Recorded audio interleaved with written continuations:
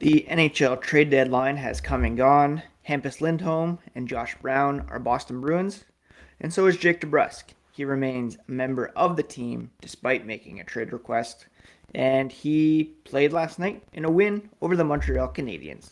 We're going to talk about all that and more on today's episode of Locked On Boston Bruins.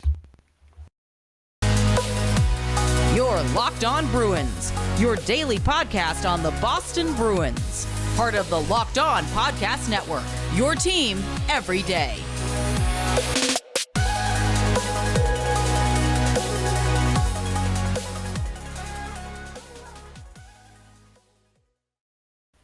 What is up, Bruins fans, and welcome back to the Locked On Boston Bruins podcast. I'm your host, Ian McLaren, and this is a daily show where we discuss all things Spoke to Be, as well as take a look around the NHL. Today is Tuesday, March 22nd, and this episode is brought to you by Rock Auto. Amazing selection, reliably low prices, all the parts your car will ever need.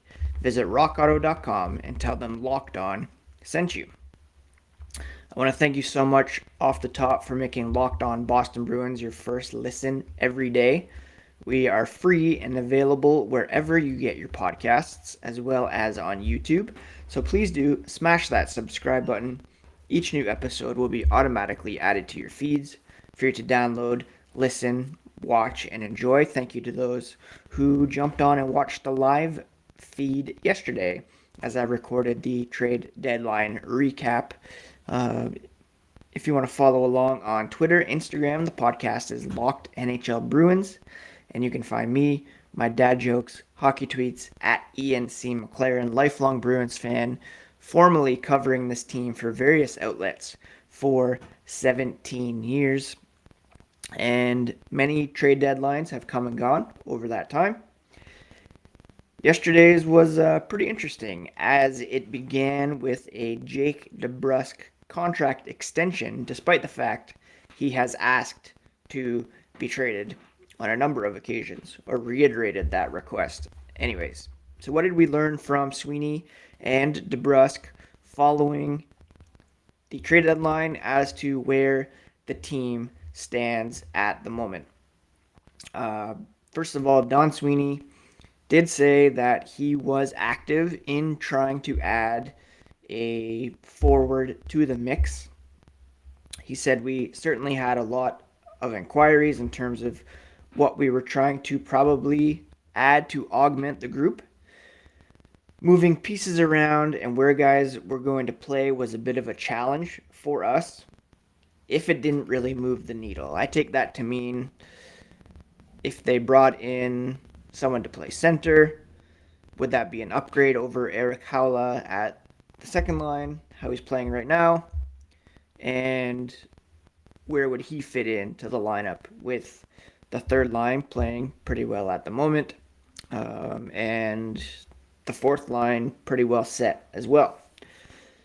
He said he would have liked to have added a bit more depth there, but several of the Bruins have really stepped up and played well, and they feel they're in a good spot overall with the hockey club.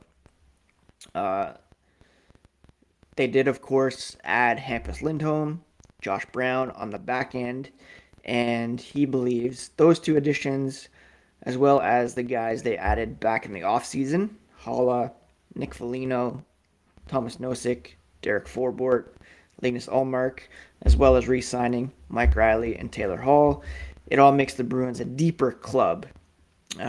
It's taken some time for those pieces to gel, but since the beginning of January, the Bruins have been one of the top teams in the NHL, with, I believe, the third highest point percentage.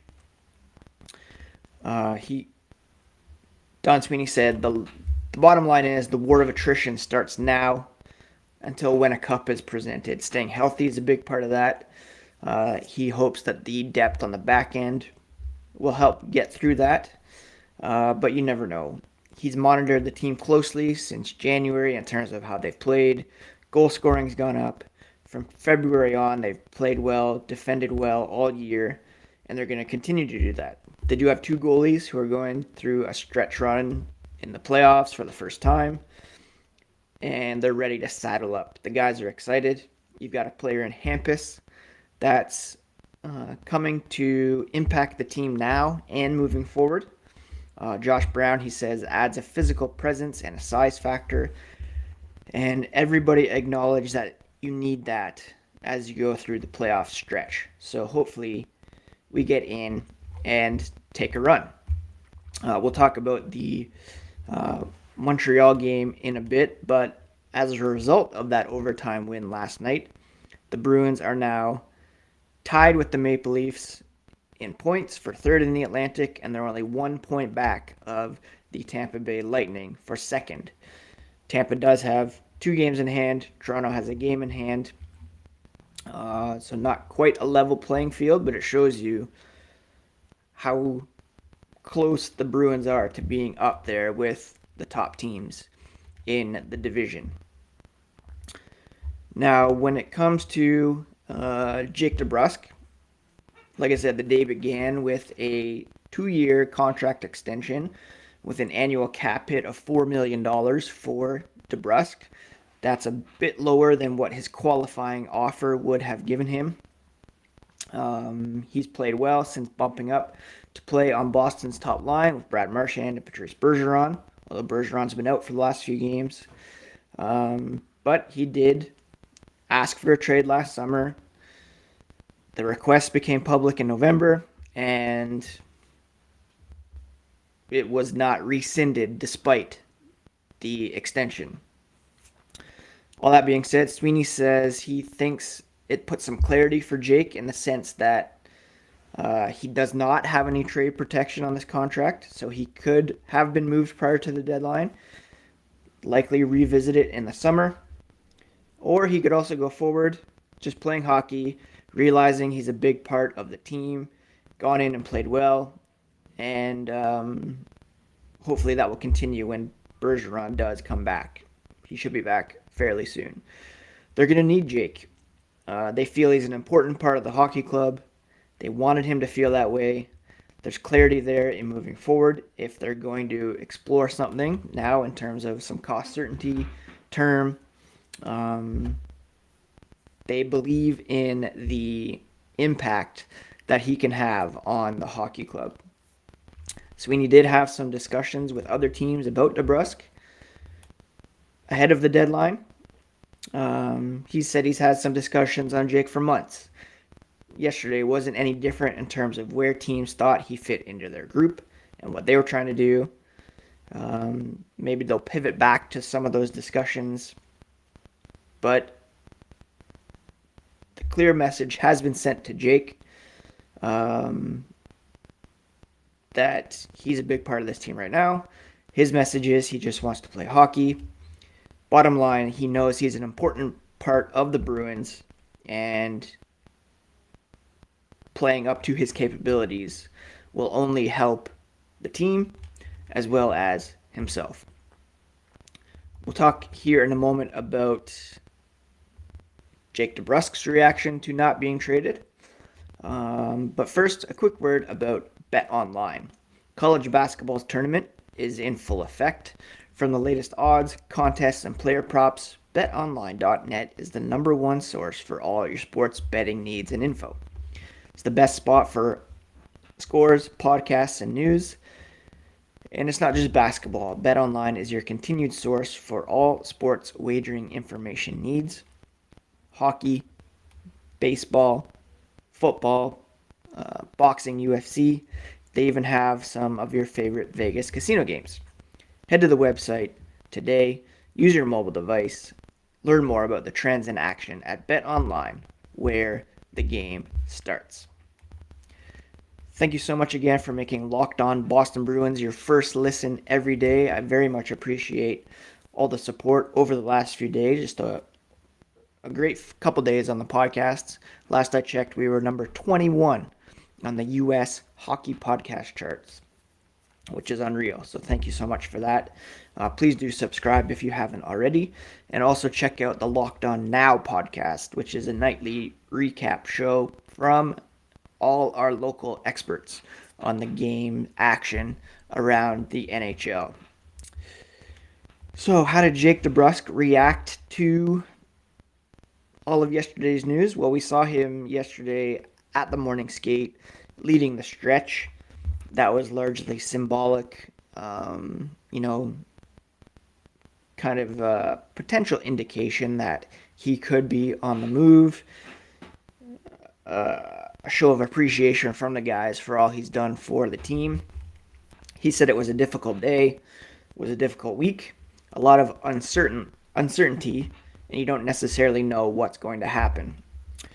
One of the things that he took away from the trade deadline is that he hasn't felt clarity over the past few months, hasn't known if he's going to go or where he's going to go or anything like that. Now he knows. It's nice to have it done with. He knows he will be a Boston Bruin for at least the next couple of months, down the stretch in the regular season, into the playoffs, and again, the better he plays, the more likely it is that the Bruins can make it worth their while to trade him. They're not bound to trade him by any means. It's possible he plays out his 2-year contract. But if he's sticking to this request, really wants a change of scenery, I believe he wants to play closer to home in Alberta, then it's up to him to just play up to the best of his abilities, make a positive impact, try to help this team win a cup, and see where things land in the offseason. He did land 5 shots on goal, second only to Brad Marchand in Monday night's game against Montreal. And his focus now is helping the Bruins win a cup. He doesn't look at it as a negative. Anytime you can play for a team that has a chance to win the cup, it's a positive. That's why he plays the game, to win the cup. He's comfortable with these guys. He grew up with this team, drafted by them, obviously playing on a very good line at the moment. He'll do anything he can to stay there, help the team win. All about winning the cup at this point, and anybody can get behind that. So that's where Jake DeBrusk stands at the moment in terms of signing that extension and remaining as a member of the Bruins for the next few months, at the very least. Now,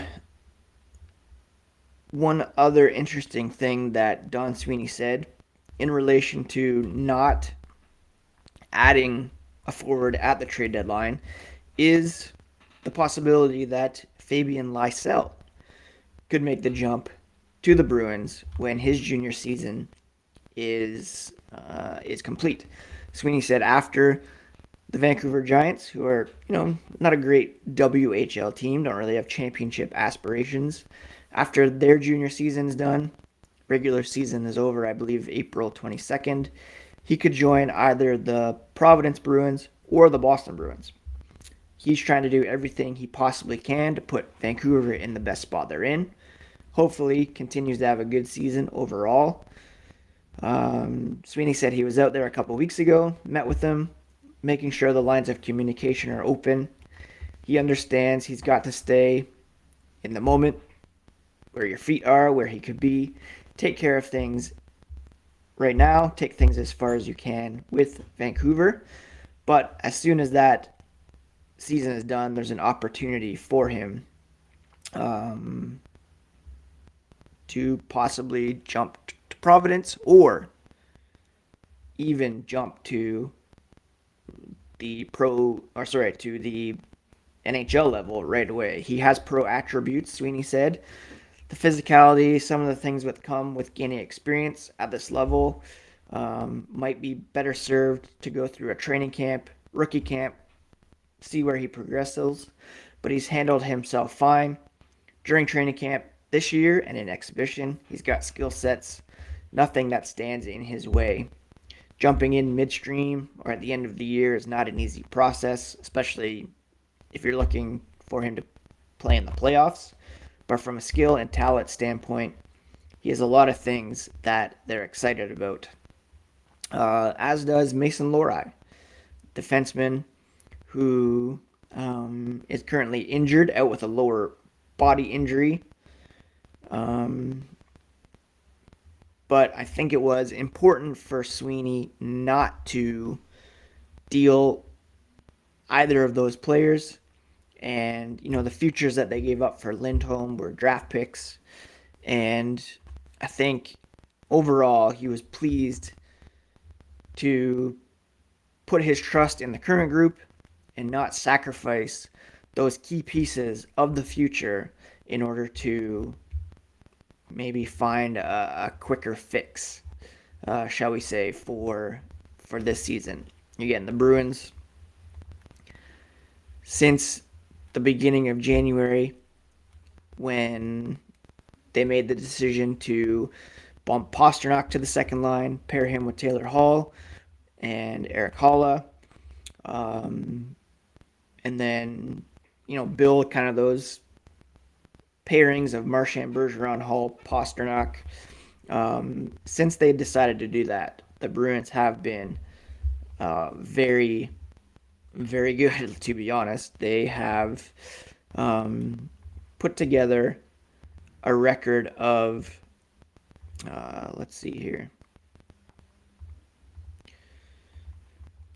How good have they been in this season so far? Why is this doing this?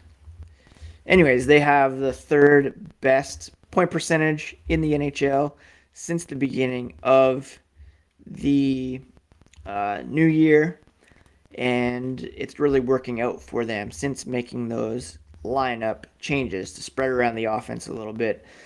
53 points, second only to Colorado. 6 points behind Colorado with only one fewer game played.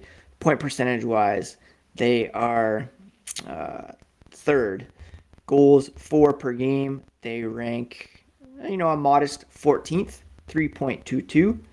But when it comes to goals allowed per game, they rank 6th, 2.68. And adding Hampus Lindholm is only going to help that. I tweeted yesterday kind of my overall thoughts from the trade deadline. And I really do think it's kind of a mixed bag for the Boston Bruins. I do think they,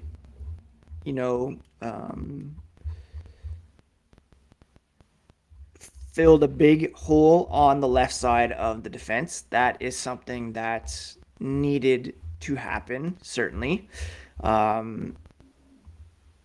Top four left-hand shot defensemen, depth right-hand shot defensemen were needs. Well done there. They do still lack a legit second-line center. That could be killer in the playoffs. But again, in the regular season, that has been rolling well for them. I perhaps would have preferred DeBrusk out and a scoring right winger in, just to resolve that situation and get a true right-hand shot over there. But when it comes to DeBrusk, he signed for lower than his qualifying offer, market value. Best case is he crushes down the stretch and into the playoffs, rescinds his request, loves life in Boston. If not, this new deal will make it easier to trade him this summer, and hopefully its value rises as well. And then finally, I was glad that they did not trade Lori or Lysell. That's my overall take on the trade deadline. Let me know what you think at Locked NHL Bruins or at ENC McLaren on Twitter. Before we get into last night's win over the Montreal Canadiens, a quick word about Rock Auto. With the ever-increasing numbers of makes and models, it's almost impossible for your local chain auto parts store to stock all the parts you need. Why endure often pointless or seemingly intimidating questioning and wait while the person behind the counter orders the part off their computer, choosing only the brand their warehouse happens to carry? You have your own access to rockauto.com at home and in your pocket, and you can save time and money by using this family-owned business. They've been serving do-it-yourselfers for over 20 years. Their prices are always reliably low, and they have everything you can need from brake parts, tail lamps, motor oil, new carpet, I even ordered a new gas cap for my old Honda Odyssey off their website. Go to rockauto.com right now, see all the parts available for your car or truck. Write Locked On in their How Did You Hear About Us box so they know we sent you. Amazing selection, reliably low prices, all the parts your car will ever need at rockauto.com. The Bruins last night appeared on their way to being goalied by Jake Allen and the Montreal Canadiens. They found themselves down 2-1 after allowing a shorthanded goal. But Connor Clifton tied things up during the Ford Final Five. And was it during the Ford Final Five? And then it was, I think. Yes, with 3 minutes remaining. And then Brad Marchand dropped a stunning move on Jake Allen to get the winner in overtime. Marchand said he kind of knew it was kind of funny because Jake Allen, he made a pretty big save at the end of the second period that Brad Marchand thought was a bit of a showboat move, kind of a glove save, windmill, maybe exaggerated it a bit. And Marchand said he wanted to score a little bit extra because of that save, and he dropped a very beautiful move on him as a result. He scored 2 goals in this one to pass Cam Neely and move into 6th place all time in Bruins history. His 17th overtime goal was also 17th overtime goal, tied Ilya Kovalchuk for 4th in NHL history. Bruce Cassidy said, Canadians very much down in the standings, but first place, last place, somewhere in between. Doesn't matter where these two teams sit. It's always a passionate game. There was a lot of back and forth, particularly with David Savard, who scored in this one. Both teams were into it. They were physical. A couple big hits. Bruins tried to respond and let the game play out. He thought it was a good hockey game. Either team could have won. Jake Allen was almost the difference for the Canadians. He made 43 saves. Jeremy Swayman making 26 saves for his 9th win in his past 10 starts. And the Bruins have won 5 of their last 6 games overall. When it comes to Big Bear of the night, well, it's very tempting to give this one to Brad Marchand. He was definitely a very worthy candidate. Well, yeah, I'm just going to give it to him. 2 goals, 8 shots on goal in over 20 minutes of ice time. I thought Connor Clifton had a pretty good game as well. 1 goal, 1 assist. No hits in this game, but he did have 4 shots and a block. So both of those guys, obviously the goal scorers, really stepped up in this one. Jack Stanika playing on the top line role. 3 shots, 1 hit. We'll see where he fits into things, if at all, when Bergeron comes back, and hopefully he will be back for Thursday's game against the Tampa Bay Lightning with Josh Brown and Hampus Lindholm possibly making their Boston Bruins debuts as well. I think that's it for today's episode of Locked On Boston Bruins. Sorry again for sitting back. This shoulder of mine is just brutal right now. Going to physio today to get it looked at. Hopefully they can do something. Haven't been sleeping well lately because of this stupid shoulder thing. Just the cost of getting old, I guess. I hope you are all having a great week. Thank you again for making this podcast part of your day. Do subscribe if you haven't already. Check out the Locked On Fantasy Hockey podcast as well. And, yeah. If you haven't, quick show recommendation. If you haven't checked out Winning Time yet, HBO, the look at the 80s Lakers. I know perhaps recommending that to Boston fans. But Red Auerbach makes an appearance early on. There's lots of Boston Celtics Lakers crossover there. It's just a very well done show with just an amazing cast. Adrian Brody, Gillian Jacobs suddenly showing up in episode 3. Just do check that out if you need something to watch tonight other than hockey. Be back tomorrow with a fresh episode of Locked On Boston Bruins here on the Locked On Podcast Network, your favorite team every single day. Take care, friends.